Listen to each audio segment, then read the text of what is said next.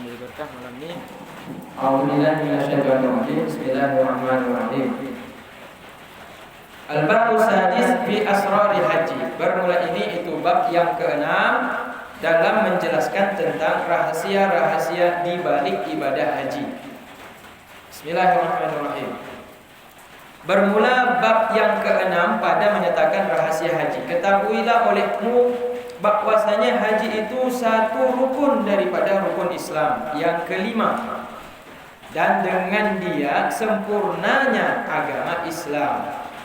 Dan di dalamnya turun firman Allah Ta'ala, dalil yang memerintahkan tentang hak haji. Apa firman Allah Ta'ala?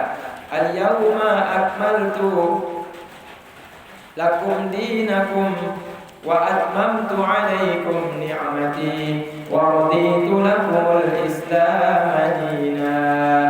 Nah, ini bukan dalil tentang haji, tapi ini dalil tentang ayat ini turun pada waktu Nabi melaksanakan ibadah haji. Ini ayat. Nabi itu haji seumur hidupnya itu sesuai dengan syariat Islam, dengan ajaran Islam, satu kali ya. Nabi haji satu kali. Itu yang pertama, itu terakhir. Maka disebut dengan namanya haji wada, haji perpisahan. Nah, jadi pertanyaannya, kenapa Nabi Muhammad haji cuma satu kali? Padahal Nabi di kota Mekah tinggal. Padahal Nabi hijrah kota Madinah. Berapa jauh Madinah ke kota Mekah? Cuma 6 jam ya. Lagi tanya tajauh tenau. Dari Belambidi tajauh tenaunya. Ibarat tak pegah Belambidinya Mekah. Tenomnya yang Madinah ana jio. Bahkan Nabi jak haji juga montong. Jadi ternyata Rasulullah melaksanakan haji ini pada waktu perintah haji itu diperintahkan ketika Nabi sudah berada di kota Madinah. Ketika Nabi sudah berada di kota Madinah baru diperintahkan ibadah haji.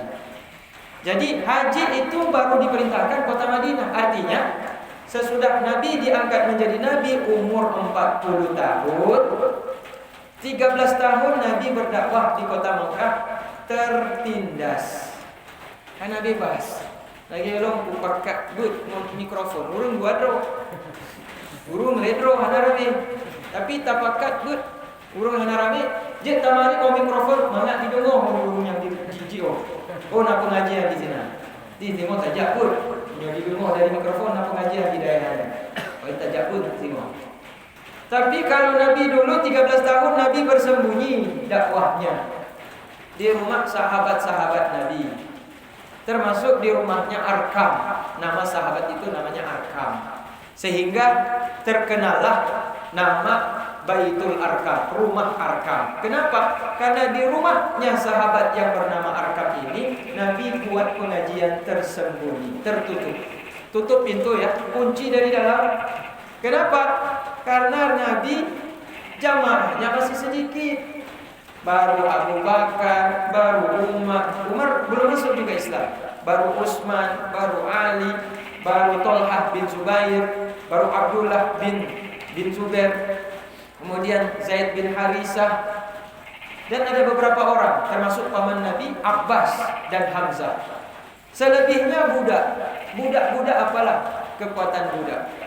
Jadi kalau nanti ketahuan sama majikan budak, para budak itu dibunuh ya, diintimidasi, diazab, disiksa, dianiaya. Jadi karena Nabi sayang dengan pengikutnya, maka Nabi tidak menyebarkan Islam ini terang-terangan, diajak dari mulut ke mulut saja.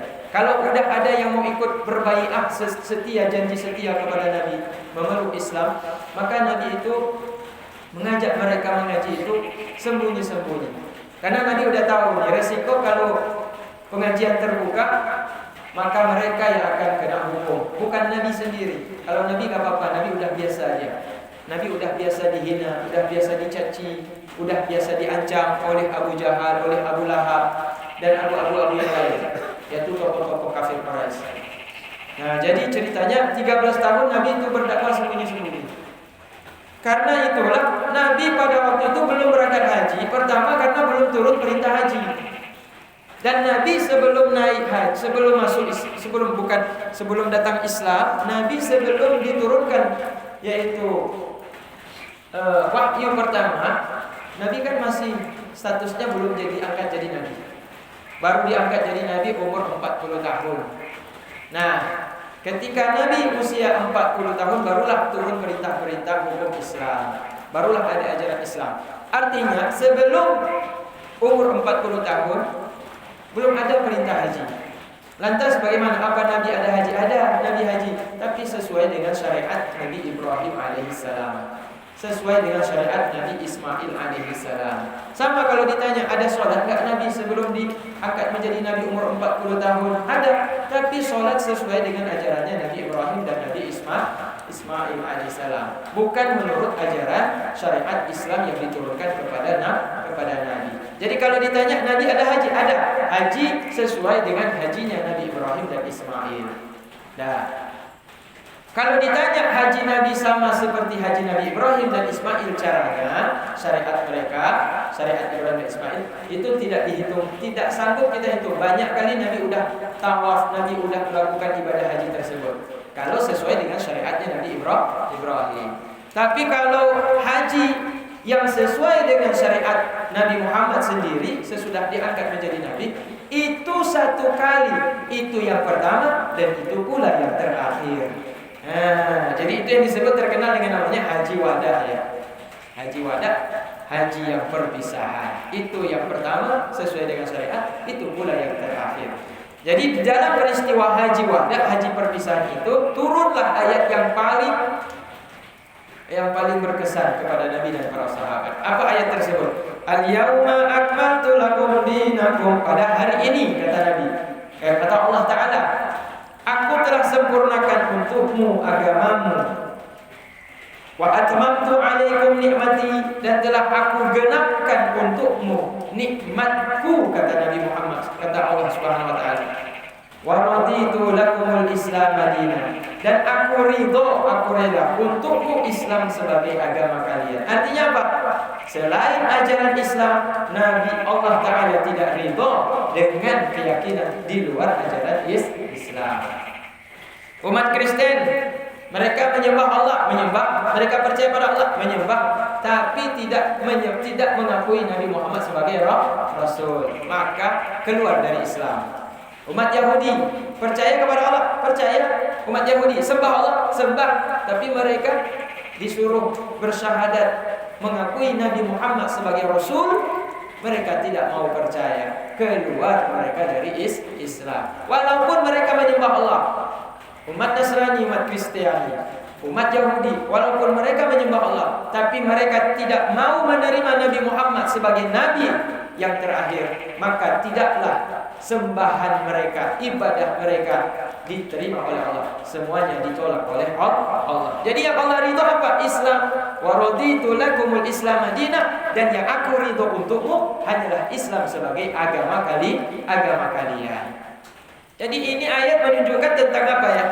Kesempurnaan ajaran Nabi Muhammad, bahwa hari ini aku sempurnakan untukmu agamamu, dan aku genapkan nikmatku untukmu, dan aku ridho Islam sebagai agamamu. Jadi sahabat kan udah senang ya, sahabat udah bahagia. Oh berarti alhamdulillah Islam udah sempurna. Tapi sahabat-sahabat semua gembira, yang sedih satu Abu Bakar. Yang lain mengatakan berarti alhamdulillah perjuangan kita sudah berhasil, dakwah Nabi udah berhasil, kesulitan kita selama ini berbuah hasil yang baik, yang manis. Tapi Abu Bakar sedih. Ditanya oleh Umar, ya Abu Bakar, bukankah hari ini hari kemenangan? Hari ketika kita sudah melaksanakan haji dan sudah berkorban, sudah selesai melaksanakan ibadah haji. Maka ini hari raya Idul Adha adalah hari raya kabir, akbar, adalah hari raya besar.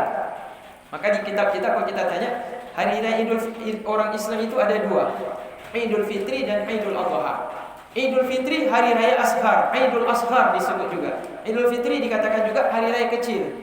Idul Adha, hari raya korban, disebut Idul Akbar, hari raya besar. Kenapa hari raya Idul Fitri dikatakan hari raya kecil? Kenapa hari raya korban dikatakan hari raya besar?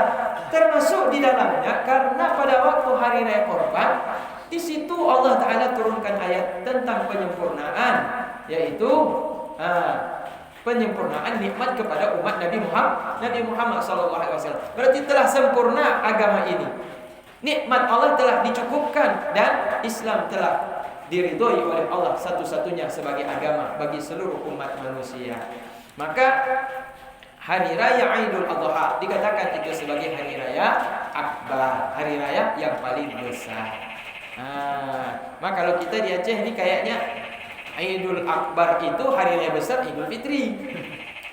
Hari raya kecil justru adalah hari raya korban. Karena kenapa? Lebih ramai orang berhari raya di hari raya Idul Fitri daripada berhari raya di hari raya Idul Adha. Tapi kalau melihat yang hakikat sebenarnya, yang hari raya besar adalah Idul Adha, Idul Fitri adalah hari raya kecil. Dan kemudian di situ dikatakan lagi, artinya bermula hari ini, yakni hari haji di Arafah ini, di pada Arafah ini turunnya ayat yang terakhir ini. Pada hari ini aku sempurnakan untukmu agamamu, aku sempurnakan untukmu nikmatku, dan aku ridho untukmu Islam sebagai agamamu. Itu ayat itu adalah ayat penyempurna. Sehingga ada mengatakan ini ayat yang terakhir. Sesudah turun ayat ini tidak ada lagi perintah dan larangan. Berarti hukum Islam telah sempurna. Tidak ada lagi perintah dan tidak ada lagi larangan. Kalau ada ayat yang turun sesudah ayat ini ayat itu tidak mengandung perintah dan larangan. Artinya apa? Hukum sudah sempurna. Sehingga sebagian ulama tafsir mengatakan ayat ini ayat terakhir yang turun, tapi bukan terakhir pada semua ayat. Maksudnya melihat kepada ayat yang mengandung hukum Allah Ta'ala. Apakah perintah atau larangan. Jadi yang berkaitan dengan hukum, perintah dan larangan, ini ayat yang terakhir. Jadi ayat ini turun pada hari haji, tepat ketika Rasulullah berada di Arafah dan sedang wukuf di Arafah. Berarti tanggal 9 Zulhijjah. Besoknya hari raya haji, tepat ketika Rasulullah sedang wukuf di Arafah. Kalau orang sedang wukuf di Arafah, sunnah berkhutbah, dan bagi jamaah haji sunnah mendengar khutbah, yaitu di padang Arafah. Sunnah mendengar khutbah wukuf di Arafah. Aku sempurnakan bagi kamu akan agama kamu, dan aku namakan atas kamu, aku genapkan atas kamu nikmatku, dan aku ridho bagi kamu akan Islam itu sebagai agama kalian. Sabda Nabi Muhammad SAW, man mata walam yahuj falyamut insya'a yahudiyan wa insya'a nasraniyan. Kata Nabi dalam sebuah hadisnya, barang siapa yang meninggal dunia tapi tidak pernah berangkat haji, maka matilah dia jika dia mau pilih menjadi kelompok orang Yahudi, dan jika dia ingin silahkan pilih masuk dalam kelompok Nasrani. Kata Nabi, siapa yang meninggal dunia tapi belum pernah berangkat haji, maka kalau dia matilah menjadi salah satu di antara dua pengikut